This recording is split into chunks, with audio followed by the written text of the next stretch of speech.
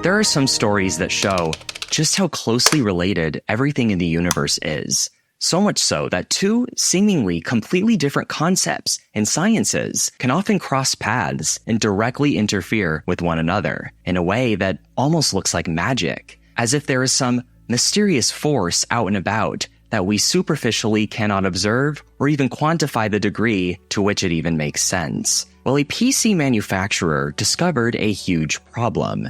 If you owned a particular brand of computer in around 2005 and played the music video for Janet Jackson's 1989 hit Rhythm Nation at a high enough volume, the entire system would just crash.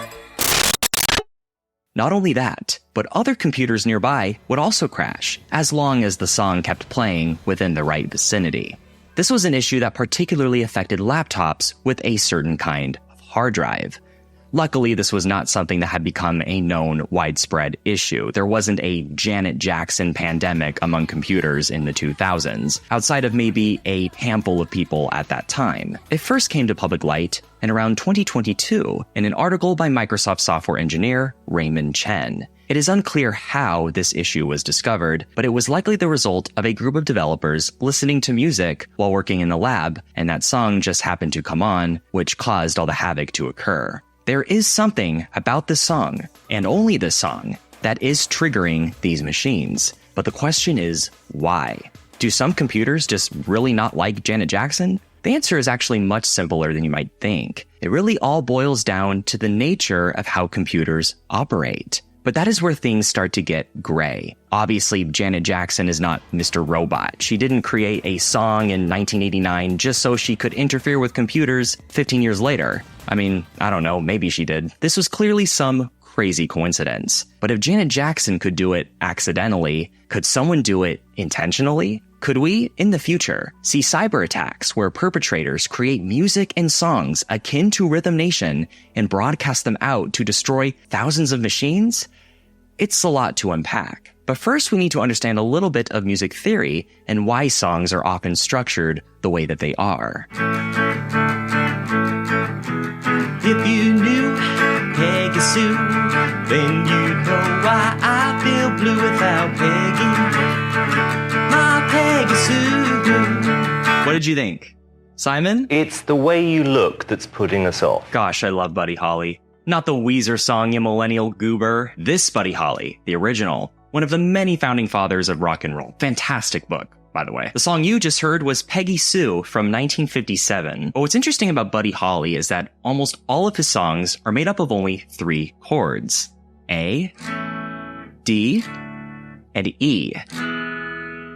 Seriously, go through all of Buddy Holly's discography, and you'll see some variation of this almost every time. 3 chords, nearly 100 songs. Now, why do I bring this up? Well, Holly's music style is a very simplified version of your traditional rock and roll blues chords. You especially see this in some really early examples, like a lot of Robert Johnson songs. And as rock and roll, blues exploded in popularity in the 1950s, you see that there is almost an objective formula for writing music. You hear a lot of songs with very similar riffs, chord progressions. There's one common chord here that ended up being the main culprit to this Janet Jackson song, the E chord. But it has a lot to do with how the E chord is set up in the song, which takes us to the experimental era of music in the 1960s. Betty, where's my dinner? She's hardly ever at the house. Ward, good to see you again. God? You can't work on an empty stomach. Did my desk give me the right cup of coffee? Which is why Factor 75 is here to provide delicious, pre-made comfort food right to your door. Never frozen.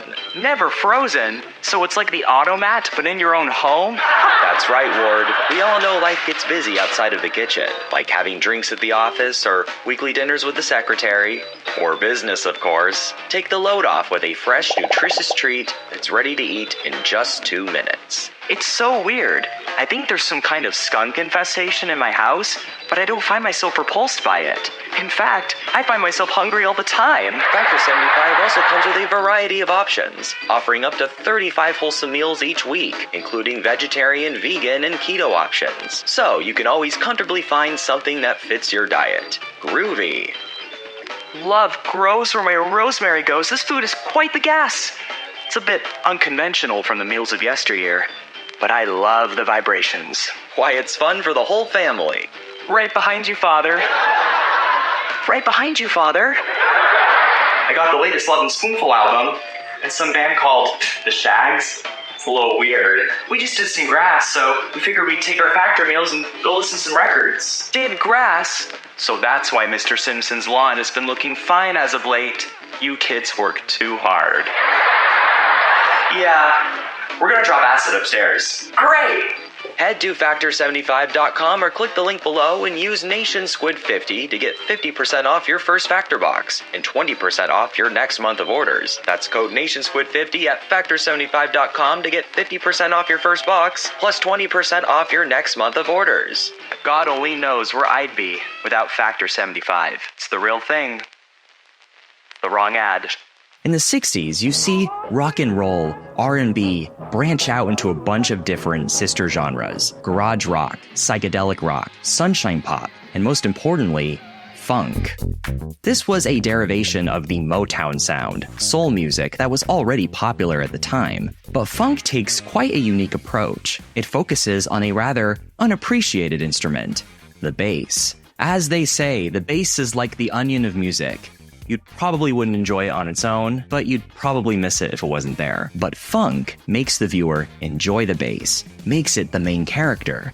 Additionally, it gives the bass a little bit of a twang, and the bass line is now the most memorable, charming part of the whole song. Funk would become huge in the 70s, and by the 1980s, it had developed a much more rough, mechanical kind of sound. That's where Rhythm Nation Crashing Computers enters the picture. Chen's blog post states that a certain audio frequency present within Rhythm Nation was interfering with the frequency of certain rotational hard drives that were present on computers at this time. It all has to do with a concept known as resonance.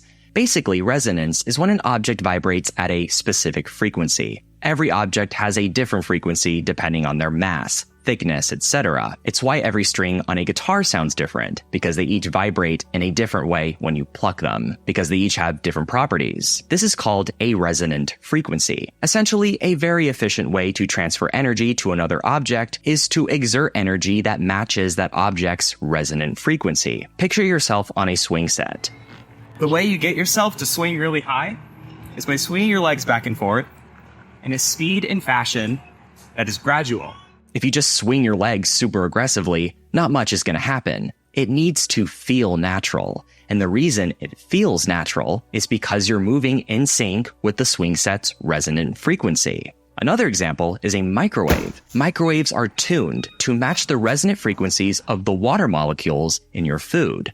So when you go to microwave your Factor 75 meals, the molecules start to vibrate at that frequency and generate heat through the resonance, so you can enjoy a nice warm meal. Now think about a mechanical hard drive full of so many moving parts and rotating disks. There's a lot going on.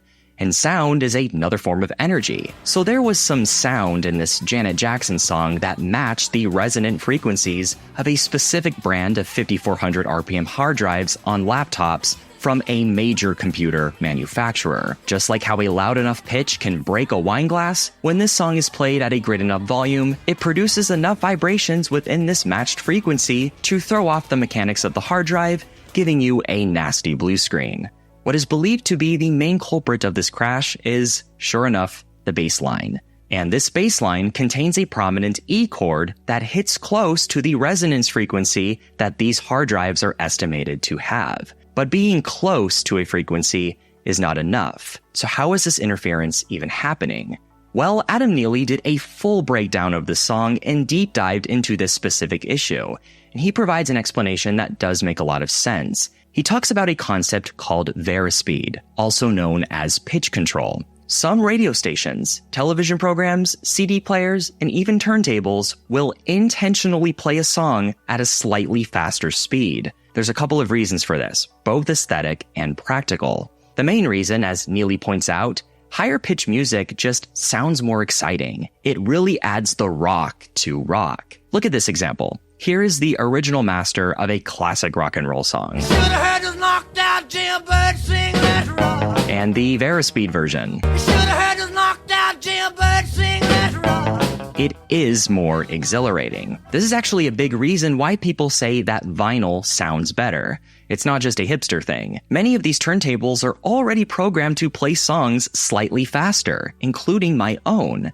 Especially with older songs, it sounds truer to how it would have sounded back in the day, making it much more powerful and immersive to listen to. It's literally groovy.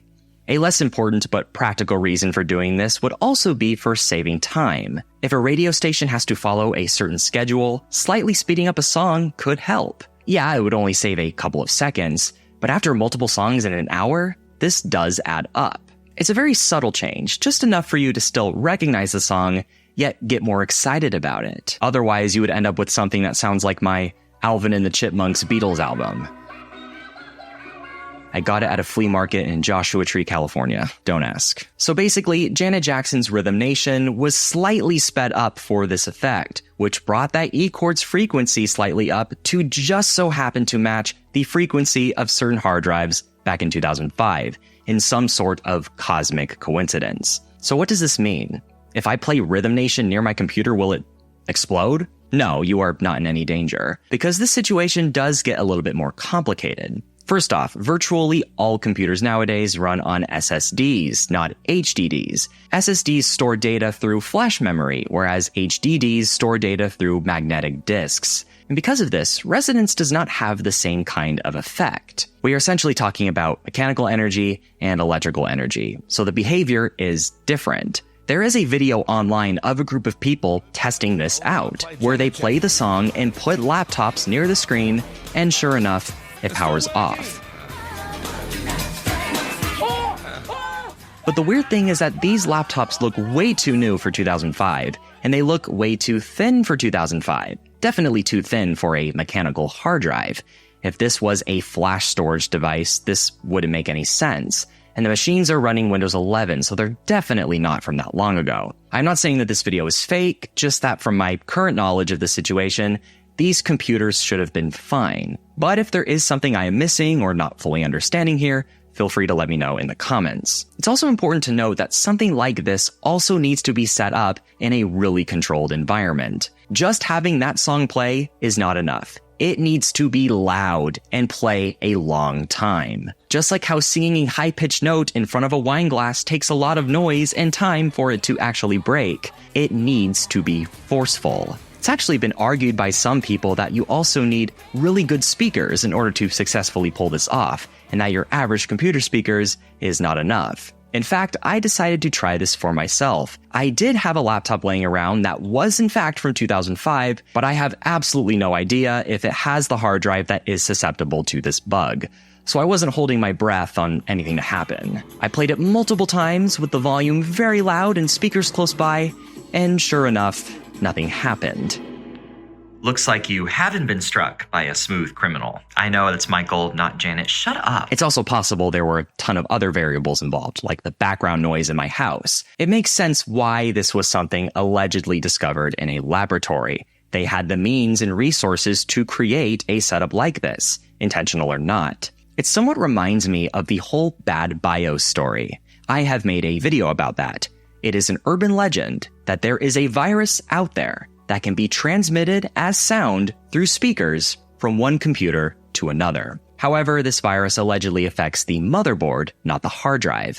This is a legend that is very controversial in the tech community. Some people say that it's absolutely ridiculous and could never happen, while other people, who are even considered experts in this field, swear that it's true and have even claimed to have seen it themselves. There were even people debating each other in my comments about its validity. However, from my perspective, there are a lot of problems with this theory. The idea is that the computers are hearing these sounds as binary and then translating them as executable malicious code. But the computer would need to be programmed in advance to be actively listening for this code and translating it, which it just isn't. Again, it also needs to be in a controlled environment, no background noise, yada yada. The Janet Jackson thing is a little different. It's not transmitting some secret, dangerous code that's shutting down your computer. It is quite literally just the machine version of breaking a wine glass with your voice. Given that every song is unique, Rhythm Nation just so happened to create the perfect storm of circumstances where this exact frequency showed up. So with all of that in mind, could someone orchestrate a cyber attack where they play a sound in front of a bunch of computers in a public setting and shut all of them down? Probably not, unless they found a miracle way to bypass all these obstacles within their environment. And again, most computers nowadays run on flash memory, not mechanical. Mechanical is really only used for archiving and data hoarding, and even then you would have to figure out the exact frequencies of each individual mechanical drive inside of a room and figure out a way to match all of those frequencies simultaneously. It's a mess. Chen also noted in his blog that the manufacturer added an audio filter that takes out this problematic sound so that the song can be played without issue. But the language used in this statement is a bit weird. It does talk in the past tense a little bit, which makes me wonder, was this actually discovered all the way back in 2005 and we're finally just hearing about it now? We will never really know for sure until more information comes out. The manufacturer has been rather discreet. We don't even know who it is. But either way, you can go ahead and listen to that Janet Jackson song as many times as you want without any worry. Everything around us is connected in some way, shape, or form. And silly stories like this remind us of that. It also helps us learn and adapt to make changes, where all of these things can coexist peacefully despite their differences. Just like people, in a weird way. But I am transmitting a sound through your computer right now. And it's telling you to support me on Patreon, patreon.com/nationsquid. You also want to buy me a coffee. And if you don't, I will shut down your computer. And then I'll tell on you. Do it. Do it. A special thanks to my patrons and channel members for making this video possible. Thank you so much for watching. If you enjoyed this video, please subscribe and click the notification bell so that you never miss a future video.